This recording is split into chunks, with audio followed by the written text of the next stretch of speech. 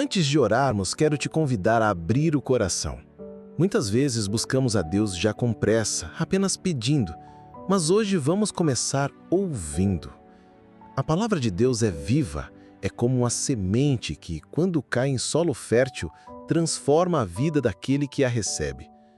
Ela não é apenas um livro antigo, mas é a revelação do coração do Criador, da sua vontade e do seu plano eterno para a humanidade. Desde o princípio, quando Deus disse, haja luz, vemos que sua voz tem poder de criar, restaurar e sustentar todas as coisas. Ele formou a terra com suas mãos, moldou o homem à sua imagem e soprou vida em nós. No entanto, também aprendemos que o pecado entrou no mundo, trazendo dor e separação. Mas isso não foi o fim da história, porque desde o começo já existia um plano de redenção, um caminho de volta para o Pai. Esse caminho foi revelado na vida, morte e ressurreição de Jesus Cristo. A cruz não foi uma derrota, mas a maior vitória da história, pois o túmulo não pôde contê-lo. Jesus ressuscitou, e porque Ele vive, nós também podemos viver plenamente nele. E quando lemos a Bíblia, não encontramos apenas mandamentos, mas também direção, princípios de justiça, exemplos de fé e histórias de homens e mulheres imperfeitos que Deus usou para realizar coisas extraordinárias. Isso nos ensina que Ele também pode nos usar, independentemente das nossas fraquezas. Comente, eu creio no poder da Palavra de Deus. A Palavra de Deus também nos mostra como Ele agiu através de pessoas comuns. Moisés, que se sentia incapaz, foi levantado para libertar um povo inteiro e abrir o Mar Vermelho. Noé, zombado por todos, construiu a arca em obediência e salvou sua família. Jonas tentou fugir da presença de Deus, mas mesmo assim foi instrumento para levar arrependimento a uma cidade inteira. Elias, que chamou fogo do céu, também conheceu o peso da solidão. Éster, uma jovem simples, foi usada para salvar sua nação no momento certo. Por que lemos sobre eles? Porque neles enxergamos a nossa própria jornada. Lutas, medos, quedas, mas também coragem, fé e restauração. Eles não foram perfeitos, mas foram disponíveis. E essa é a grande mensagem. Deus não procura pessoas perfeitas. Ele procura corações dispostos a confiar e obedecer. Por outro lado, a Bíblia também não esconde os erros da humanidade. Ela nos alerta sobre as consequências da desobediência, da rebeldia e do afastamento de Deus. O pecado sempre traz perda, dor e vazio. Mas em meio a tudo isso, há uma esperança que se repete ao longo das páginas. O amor de Deus é maior do que os nossos pecados. Ele perdoa, restaura e nos dá uma nova chance de recomeçar. E quando lemos as profecias e o livro de Apocalipse, somos lembrados de que a história não termina aqui. Um dia, Jesus voltará. Haverá novo céu, nova terra, e todo joelho se dobrará diante dele. Isso nos dá a certeza de que não vivemos por acaso, mas caminhamos para um destino eterno. Declare nos comentários: Jesus é a minha esperança. Entre tantas mensagens poderosas da Bíblia, há um ensinamento especial de Jesus que muitas vezes passa despercebido. Não são apenas histórias de coragem, milagres e vitórias, mas princípios que moldam o caráter de quem deseja segui-lo de verdade. No Sermão do Monte, registrado em Mateus 5, versos 3 a 12, Jesus nos apresenta as bem-aventuranças, um retrato da verdadeira vida cristã. Essas palavras não foram ditas para enfeitar discursos, mas para transformar corações. É como um espelho, não para nos condenar, mas para nos mostrar onde precisamos ser moldados. É um convite de Jesus para sermos diferentes do mundo, vivendo de acordo com o céu, mesmo ainda estando na terra. Bem-aventurados os pobres de espírito, porque deles é o reino dos céus. Aqui Jesus nos lembra que a humildade espiritual é a chave para entrar no reino. Reconhecer que sem Deus nada somos, que dependemos dele em tudo, é o primeiro passo da verdadeira fé. O orgulho nos afasta da graça, mas a humildade nos aproxima do coração do Pai. Depois ele diz: bem-aventurados os que choram, porque serão consolados. Esse choro não é apenas pelo sofrimento humano, mas pela consciência do pecado, pelo mal que vemos no mundo e pelo que ainda precisa ser transformado em nós.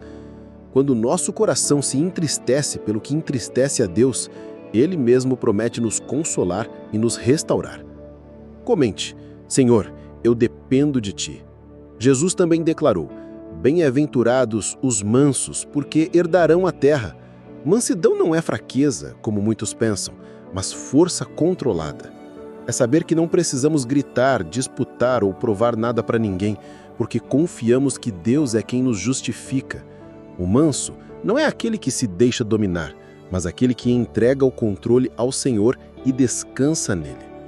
Logo em seguida, o Mestre nos ensina: bem-aventurados os que têm fome e sede de justiça, porque serão fartos.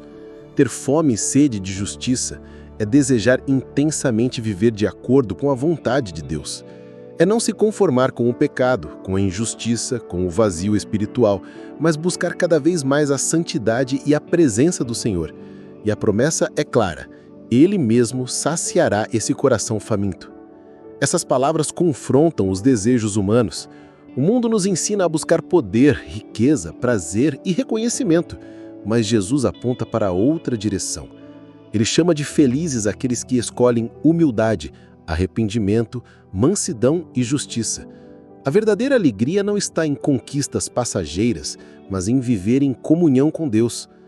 E quando vemos as nossas vidas, percebemos que muitas vezes corremos atrás do que não preenche. Mas aqui, Jesus nos mostra onde está a fonte da verdadeira plenitude, nele mesmo. Ele é quem satisfaz nossa sede e sacia nossa fome espiritual. Escreva nos comentários: Jesus é tudo o que eu preciso. O Senhor continua ensinando e diz: bem-aventurados os misericordiosos, porque alcançarão misericórdia. A misericórdia é a expressão prática do amor de Deus em nós. É escolher perdoar quando fomos feridos. É estender a mão quando seria mais fácil virar o rosto. É ter compaixão quando a maioria escolheria condenar. Quem vive assim experimenta do próprio Deus a mesma misericórdia abundante. Depois ele declara: bem-aventurados os puros de coração, porque verão a Deus.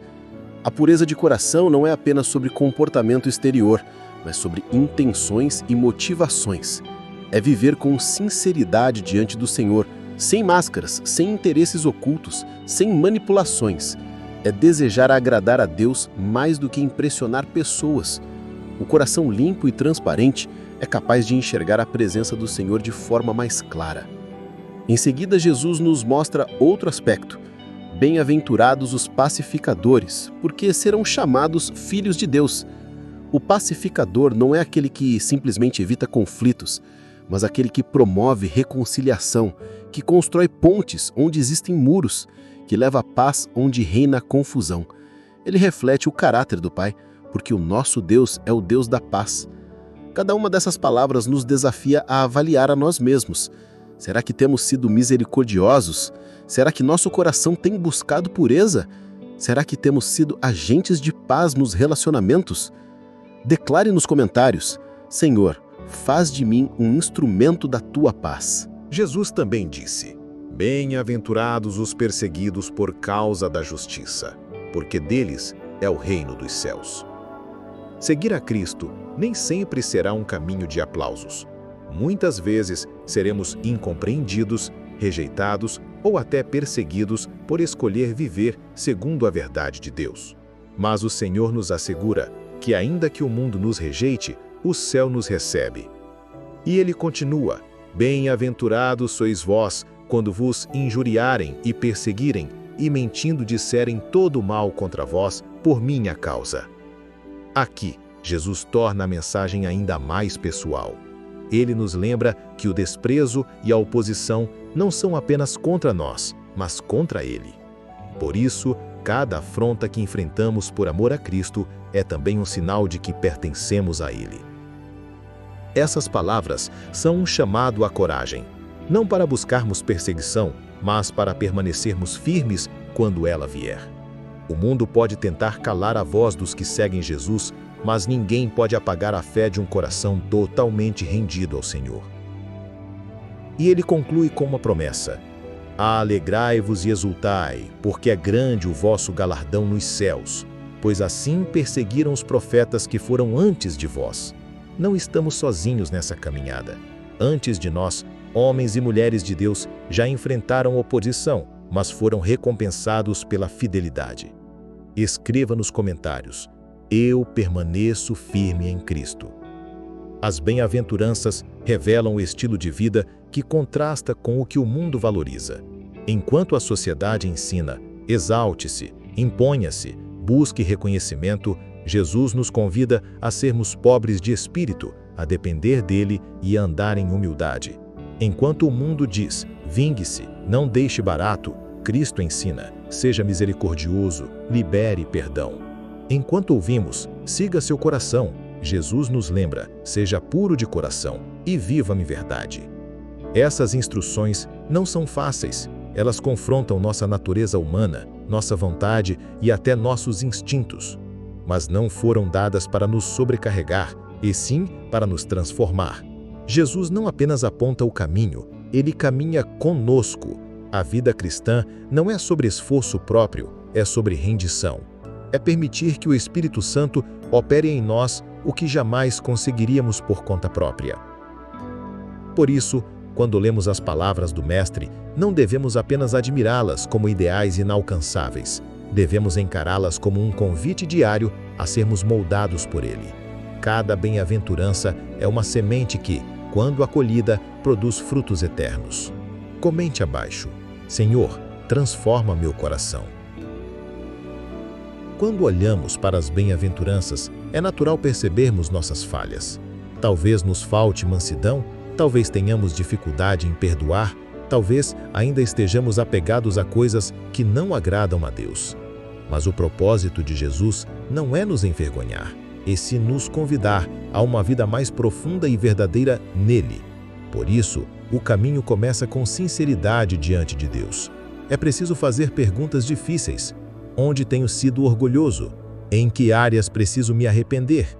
Onde o Espírito Santo precisa operar transformação em mim? Quando respondemos a essas perguntas com honestidade, abrimos espaço para a graça de Deus agir. E a boa notícia é que não estamos sozinhos. O mesmo Cristo que pronunciou essas palavras deseja caminhar ao nosso lado, dia após dia. Ele não apenas nos ensina a viver, mas nos dá força e graça para viver. Ele nos transforma de dentro para fora, nos dando um coração novo e uma mente renovada. Escreva nos comentários: Senhor, molda a minha vida. Quando olhamos para as bem-aventuranças, é natural percebermos nossas falhas. Talvez nos falte mansidão, talvez tenhamos dificuldade em perdoar, talvez ainda estejamos apegados a coisas que não agradam a Deus. Mas o propósito de Jesus não é nos envergonhar, e sim nos convidar a uma vida mais profunda e verdadeira nele. Por isso, o caminho começa com sinceridade diante de Deus. É preciso fazer perguntas difíceis. Onde tenho sido orgulhoso? Em que áreas preciso me arrepender? Onde o Espírito Santo precisa operar transformação em mim?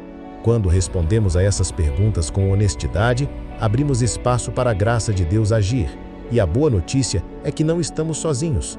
O mesmo Cristo que pronunciou essas palavras deseja caminhar ao nosso lado, dia após dia. Ele não apenas nos ensina a viver, mas nos dá força e graça para viver. Ele nos transforma de dentro para fora, nos dando um coração novo e uma mente renovada.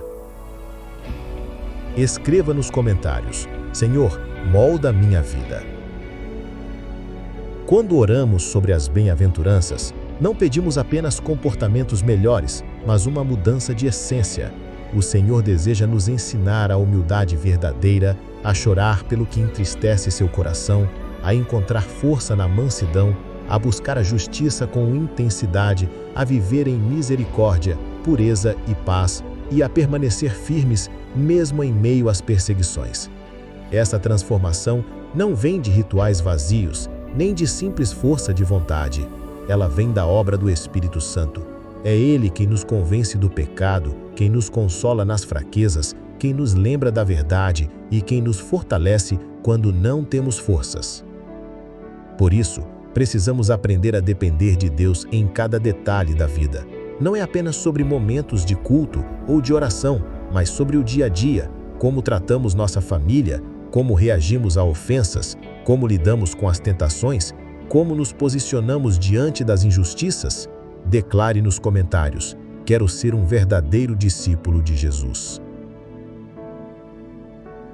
Agora, vamos entregar nossa vida totalmente nas mãos de Deus. Peça a Ele que transforme seu coração, suas atitudes e sua mente. Que cada bem-aventurança não seja apenas um ideal distante, mas uma realidade diária em sua vida. Que a humildade, a mansidão, a misericórdia, a pureza, a busca pela justiça e a perseverança diante da perseguição sejam marcas do seu caminho.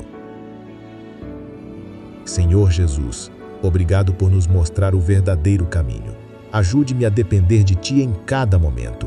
Ensina-me a viver com humildade, a chorar pelo que entristece seu coração, a ser manso, a buscar a Tua justiça, a ser misericordioso, a manter meu coração puro, a promover a paz e a permanecer firme mesmo diante da perseguição.